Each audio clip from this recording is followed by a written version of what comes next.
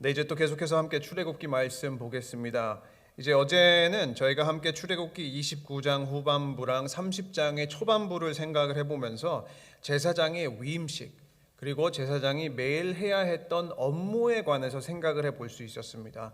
제사장은 다양한 절차를 통해서 위임식을 거쳤고, 이제 제사장으로서 매일 아침과 저녁으로 양을 잡아서 하나님께 제물을 드리면서 이스라엘이 밤에 지은 죄와 낮에 지은 죄를 속죄하는 제물을 드렸습니다.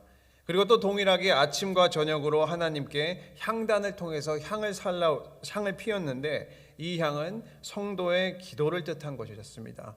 제사장은 이스라엘을 위해서 이렇게 항상 중보하며 항상 이스라엘의 기도를 하나님께 드리는 역할을 했다는 것을 볼 수 있습니다. 이것을 통해서 우리가 하나님께서 우리 모든 성도님들을 왕같은 제사장으로 부르시고, 우리도 항상 하나님께 정해진 시간에 기도와 예배를 드리는 것의 중요성을 생각을 해보았고, 또 항상 하나님께 향을 피운 것처럼 우리의 기도가 끊어지지 않는 것이 너무나도 중요하다는 것을 생각해 볼 수 있었습니다.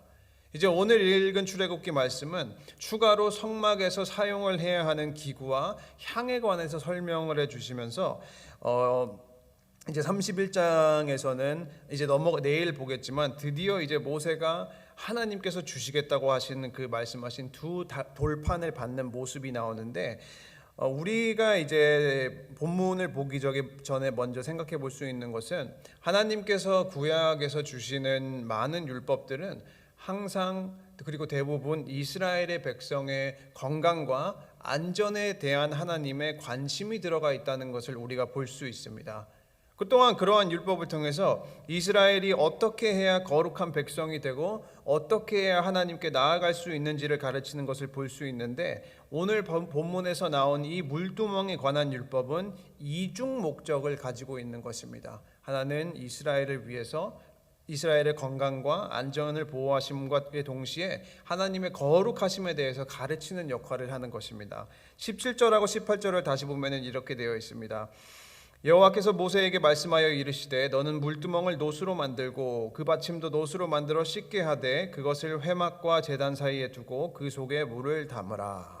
먼저 여기에서 우리가 이 물두멍에 관해서 확인할 수 있는 것은, 성막에 들어가는 다른 기구에 비해 이 물두멍은 인포메이션이 거의 없습니다. 아무 크기에 관한 것도 없고 뭐 어떻게 만들어야 하는 방법도 없고, 굉장히 다른 이제 25장에서 본 거랑 비해는 인포메이션이 거의가 없는데, 그냥 뭐 노시어야 하고 물을 담을 수 있는 모양이어야 하고 그리고 뭐 받침 위에 두어야 한다는 기록만 되어 있는 것은, 초점은 또 한번 설계보다는 그 목적에 맞춰져 있다는 것을 알 수 있습니다. 왜냐하면 이 물두멍은 제사장이 항상 주의 전에 나아갈 때 손과 발을 꼭 닦아야 한다는 것을 가르치고 있습니다. 넘어가서 20절, 21절을 보면은 이렇게 되어 있습니다. 그들이 회막에 들어갈 때에 물로 씻어 죽기를 면할 것이요, 제단에 가까이 가서 그 직분을 행하여 여호와 앞에 화제를 살을 때도 그리할지니라. 이와 같이 그들이 그 수족을 씻어 죽기를 면할지니 이는 그와 그의 자손이 영원히 대대로 지킬 규례이니라. 그러니까 하나님께서는 지금 항상 아론과 자녀와 제사장이 회막에 들어갈 때, 그리고 항상 제단에서 제물을 드릴 때 손을 씻도록 하셨습니다. 이제 우리는 과학이 발달을 하고 손과 발을 잘 씻는 것이 질병을 예방하는 데 도움이 되는 것을 너무나도 잘 알고 있었습니다. 항상 한창 이제 코로나 진행이 되고 있었을 때마다 열심히 손을 닦고 세정제를 바른 기억이 있지 않습니까? 그러니까 그게 우리가 세균에 대한 지식이 있었기 때문인데, 이 출애굽기 시대에는 그러한 기술도 없었고 과학도 발달이 안 돼 있어서 세균에 대한 이해가 전혀 없었습니다. 그리고 피부를 씻으면은 세균이나 병균을 제거할 수 있다는 것도 몰랐습니다. 그러나 오늘 율법에서 온 우주 만물을 창조하신 하나님께서는 그것을 완벽하게 알고 계시고, 제사장들이 항상 성막에서 일을 하기 전에 그리고 또 일을 하는 중간에 자신을 깨끗하게 할 수 있도록 명을 하신 것을 볼 수 있습니다. 제사장들은 항상 수시로 하나님께 제사를 드렸기 때문에 그 손과 그의 발은 먼지와 동물의 피로 항상 더러웠을 것입니다. 그리고 그 피가 묻은 손은 바로 닦지 않으면 시간이 지나면 병균이 생겼었을 것입니다. 만약에 하나님께서 이 규례를 주시지 아니하고 그냥 처음에 의식으로만 한번 닦고 말아라라고 하시면은 이 제사장들은 수많은 재물을 잡아야 하는 직분을 감당한 지 얼마 안 돼서 병균으로 인해서 병이 걸리고 아마 자신의 임무를 수행할 수가 없었을 것입니다. 그렇기 때문에 아론은 번거롭지만 때로는 귀찮지만 하나님의 법을 따라서 매 순간순간마다 자신의 손을 닦았습니다. 그러니까 이것을 가지고 우리가 생각을 해볼 수 있는 것은 우리도 분명히 따라야 하는 하나님의 법들이 있는데 그것들을 이제 가만 생각을 해보면은 가끔 가다가 쉽게 이해가 안 되는 것들이 있습니다. 하나님은 왜 이거를 이렇게 하셨을까? 왜 우리가 이것을 따라야 합니까? 라고 어떨 때로는 따지는 것들이 분명히 있습니다. 왜 하나님은 율법을 통해서 이 음식은 부정하고 왜 이 동물은 만지면 안 되고 왜 우리는 우리의 소산을 하나님께 드려야 하고 왜 제사장은 매일 하루에 몇 번씩 제사를 드려야 하는가? 라는 것을 생각을 하기도 하는데 하나님께서 주시는 율법은 항상 이중 목적, 그 깊은 내면에 우리를 향한, 성도를 향한 하나님의 사랑과 돌보심이 있다는 것을 생각을 하고 우리는 그 계명을 믿고 따라야 한다는 것입니다. 아론은 분명히 그 계명에 대해서 이해를 하지 못할 수 있었지만 하나님의 말씀을 따랐을 때 병균과 세균의 위험에서 피할 수 있었다는 것입니다.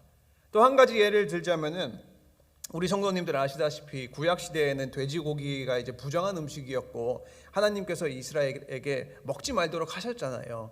물론 이제 우리가 살고 있는 지금 시대에는 율법은 우리를 구원에 이르게 할 수 없기 때문에 돼지고기 마음껏 드셔도 됩니다. 그런데 제가 이것을 말씀드리려고 하는 이유는 왜 구약 시대에 굳이 하나님께서 돼지고기를 먹지 말라고 하셨을까라는 것입니다. 우리가 그것을 곰곰이 생각해 보면은 돼지는 더러운 동물이라는 것을 알 수 있습니다. 돼지는 잡식성 동물입니다. 아무거나 닥치는 대로 먹고 아무데나 뒹굴고 하기 때문에 병균이 굉장히 많습니다. 그렇기 때문에 오늘날도 우리가 돼지를 먹을 때 병균이 있을 수 있으니까 항상 온전히 익혀서 구워서 먹습니다. 그러나 이스라엘은 이 사실을 몰랐습니다. 병균의 개념이 없었기 때문에 하나님이 처음에 율법을 통해서 돼지를 먹으면 안 되라고 하셨을 때 분명히 이해하지 못하는 사람이 있었을 것입니다. Why not? 그러나 살아계신 하나님의 말씀이었기 때문에 때로는 이해하지 못했어도 하나님을 의지하며 따랐고 그리고 하나님의 말씀을 따랐을 때 이스라엘은 하나님의 보호하심과 사랑을 받고 있었다는 사실을 알 수 있었던 것입니다. 이것은 우리도 마찬가지입니다. 우리도 분명히 신앙생활을 하고 하나님을 믿으면서 때로는 다 이해할 수 없는 계명들도 있고 무겁게 느껴지는 계명들이 있습니다. 그러나 그때 우리는 하나님께 하나님 왜 이렇게 하면 안 돼요? 또는 왜 이렇게 해야 돼요? 왜 크리스찬은 이렇게 살아야 돼요? 라고 따지시는 것보다는 오늘 말씀을 통해서 내가 비록 지금은 이해할 수 없지만 하나님께서 내가 생각하지 못하는 더 큰 이유 때문에 하나님은 나에게 지금 사랑과 은혜를 주시려고 하는 것이구나. 그렇죠? 지금은 이해할 수 없어도 나를 지으시는 하나님을 온전히 의지하겠습니다라는 믿음의 고백이 있어야 한다는 것입니다. 오늘 본문에서 제사장이 성막에서 일을 할 때 손과 발을 닦음으로써 우리는 하나님의 사랑을 볼 수 있는 것처럼 이와 같이 우리 성도님들도 때로는 다 이해하지 못하시더라도 그래도 한 번 더 하나님을 의지하시고 그래도 한 번 더 하나님의 계명을 따르시면서 그 내면 안에 있는 하나님의 사랑과 하나님의 은혜를 많이 체험하시기를 주님의 이름으로 축원합니다. 이제 이중 목적이 있다고 그런 것처럼 하나님께서 손과 발을 씻도록 하시는 두 번째 이유는 거룩입니다. 하나님께서는 이 법을 통해서 하나님을 섬기는 자는 깨끗하고 정결해야 한다는 것을 가르치고 계십니다.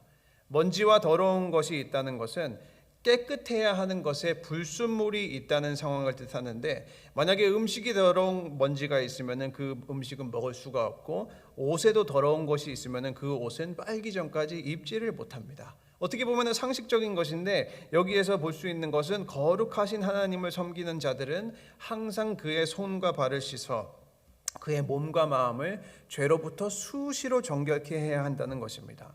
그러니까 다른 말로 해서 하나님의 전에 들어온 사람들은 더러움을 가지고 올 수 없다는 것입니다. 이게 어찌나 중요한지 지금 하나님께서는 20절하고 21절에 이 법의 중요성을 두 번이나 반복을 하세요. 20절에는 때에 물로 씻어 죽기를 면할 것이요, 그리고 21절에서 또 한 번 이와 같이 그들이 그 수족을 씻어 죽기를 면할지니, 그만큼 제사장은 자신을 매일 앞에 하나님 앞에서 정결케 하는 것이 너무나도 중요했다는 것입니다. 그러니까 먼저 위임식에 한번 씻었잖아요. 위임식을 통해서, 예식을 통해서 자신의 죄를 사함을 받았지만 그래도 매일 자신을 물로 정결케 해야 한다는 것입니다. 그러면 우리는 이 말씀을 어떻게 적용을 할까요? 어제 본 제사장의 위임식과 오늘 우리가 보고 있는 제사장이 매일 손과 발을 닦는 것은 어떻게 보면 크리스찬의 삶, 시작부터 마지막까지의 삶을 나타내고 있습니다. 이 말이 무엇이냐면, 우리가 어제 함께 본 것처럼 제사장들은 위임식에 이미 자신이 지은 죄를 속죄하기 위해서 하나님께 일주일 동안 제물을 드리고 그리고 죄 사함을 받았습니다. 이미 정결케 되었습니다. 그러나 그리고 난 뒤에도 날마다 매일 희생 제물을 드리고 자신의 손과 발을 매일 수시로 닦음으로써 하나님 앞에 자신을 정결케 했다는 것을 볼 수 있는 것입니다. 우리도 처음 예수 그리스도를 믿고 그를 주라고 시인했을 때 하나님께서는 그 즉시 우리의 죄를 사해 주십니다. 그리스도를 믿음으로써 하나님께 나아가는 즉시 우리는 예수 그리스도께서 이루신 십자가에서 이루신 희생을 통해서 모든 죄를 용서받습니다. 그러나 우리는 모든 죄를 용서받는다고 해서 예수님을 믿는 그 시점부터 100% 완벽하게 거룩해지는 것은 아닙니다. 왜냐하면 성경은 우리가 예수 그리스도로 인해서 죄사함을 받았지만 이 땅에 사는 동안에는 우리 안에 남아있는 죄의 잔재물과 싸운다고 말을 하고 있습니다. 그러니까 우리의 삶을 뒤돌아보면 예수님을 믿어도 때로는 죄를 짓기도 하고 때로는 세상 유혹에 넘어가기도 한다는 것입니다. 그러니까 오늘 본문의 표현을 응용을 하면은 우리의 손과 발은 죄로 인해서 또 유혹으로 인해서 계속 더러워진다는 것입니다.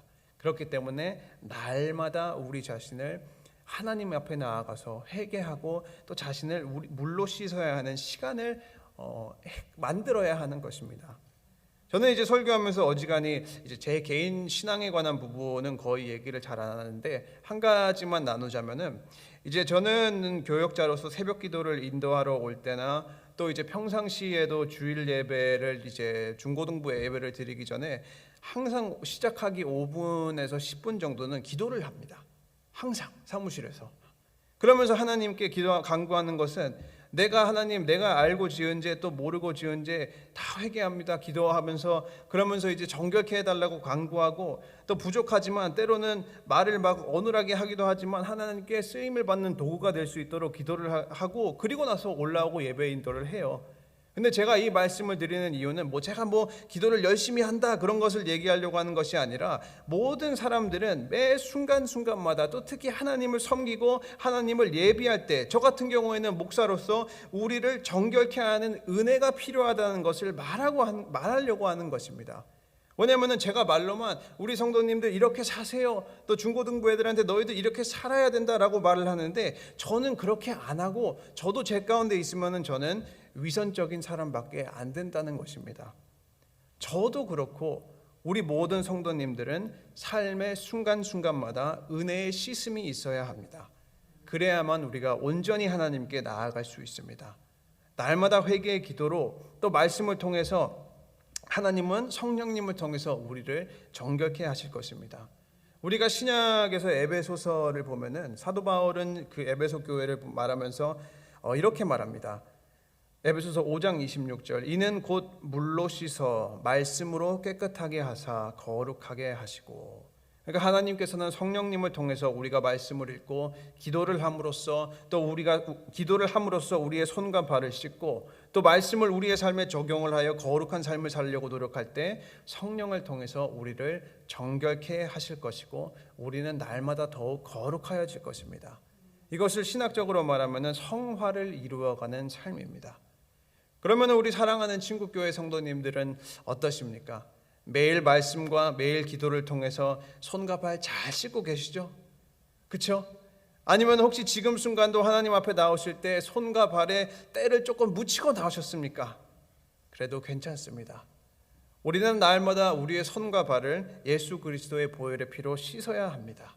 그것이 하나님께서 구원을 받은 성도가 살아야 하는 마땅한 삶이라고 오늘 본문은 가르치고 있습니다. 이제 넘어가서 23절하고 25절 읽겠습니다. 너는 상등 향품을 가지되 액체 몰약 500세겔과 그 반수의 향기로운 육개 250세겔과 향기로운 창포 250세겔과 계피 500세겔을 성소의 세겔로 하고 감람 기름을 한 흰을 가지고 그것으로 거룩한 관유를 만들 때 향을 제조하는 법대로 향기름을 만들지니 그것이 거룩한 관유가 될지라. 하나님께서는 이곳에서는 향기름에 대하여 지시하게 되시는데, 먼저 하나님께서는 지금 다양한 재료를 준비하게 하시는데, 본문에서 언급이 되고 있는 향품들은 인도를 비롯해서 아라비아와 아프리카에서 수입을 해야 하는 굉장히 귀한 것이었습니다. 그리고 이 향품들의 무게를 도합을 하면은 한 40파운드 정도가 되었다고 합니다. 이 40파운드가 되는 것을 감람류, 올리브유와 섞어가지고 특정한 방법으로 기름을 만든 뒤에 하나님께서는 그것을 성막과 성막에 있는 모든 기구와 또 제사장에게 바르도록 하셨습니다. 26절, 27절하고 또 넘어가서 30절 보면 이렇게 되어 있습니다. 너는 그것을 회막과 증거계에 바르고 창과 그 모든 기구이며 등잔대와 그 기구이며 분향당과, 넘어가서 30절, 너는 아론과 그의 아들들에게 기름을 발라 그들을 거룩하게 하고 그들이 내 제사장 직분을 행하게 하고. 그러니까 만든 것을 가지고 성막과 모든 기구들과 심지어 아론과 제사장들에게도 바르도록 하시는데, 이 법도 손을 닦으라고 명하시는 것과 마찬가지로 이중적인 것을 가지고 있습니다. 우리가 또 한 번 생각해 볼 수 있는 것은, 아직 이 청결에 관해서 인포메이션이 많이 없었던 이 시대에는 머릿니가 굉장히 흔했습니다. 라이스가. 근데 요즘에는 많이 없고 가끔 가다가 어린아이들이 뭐 지저분 데나 이상한 데 다녀오고 난 뒤에 머릿니가 이제 생기기도 하는데, 이때는 굉장히 흔했습니다. 그런데 이때에는 이스라엘 사람들은 이가 생겼으면은 머리에 기름을 발라가지고 머릿니를 없앴습니다.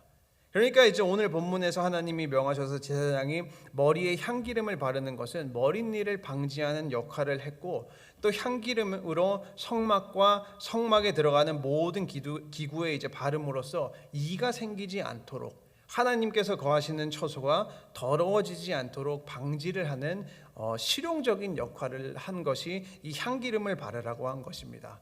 그러면 또 이중 목적이 있잖아요. 두 번째 의미는 다시 한번 향기름을 바름으로써 하나님을 예배하는데 합당할 수 있도록 정결케 하는 것이었습니다.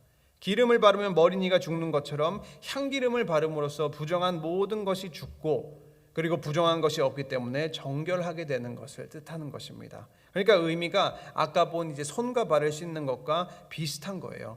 그러므로서 하나님을 위해서 이 기름을 바름으로써 따로 분리가 되고 하나님의 소유가 되었다는 것을 말하게 됩니다. 이것이 하나님을 예배하는 제사장의 모습이고, 또 이것이 우리의 모습입니다. 이것을 가지고 우리가 생각을 해볼 수 있는 것은, 성경은 하나님께서 모든 성도님들을 성령님으로 기름 부어주셨다고 가르치고 있습니다. 그 말은 하나님을 믿는 모든 성도는 하나님을 섬기기 위해서 특별하게 구별이 되었습니다.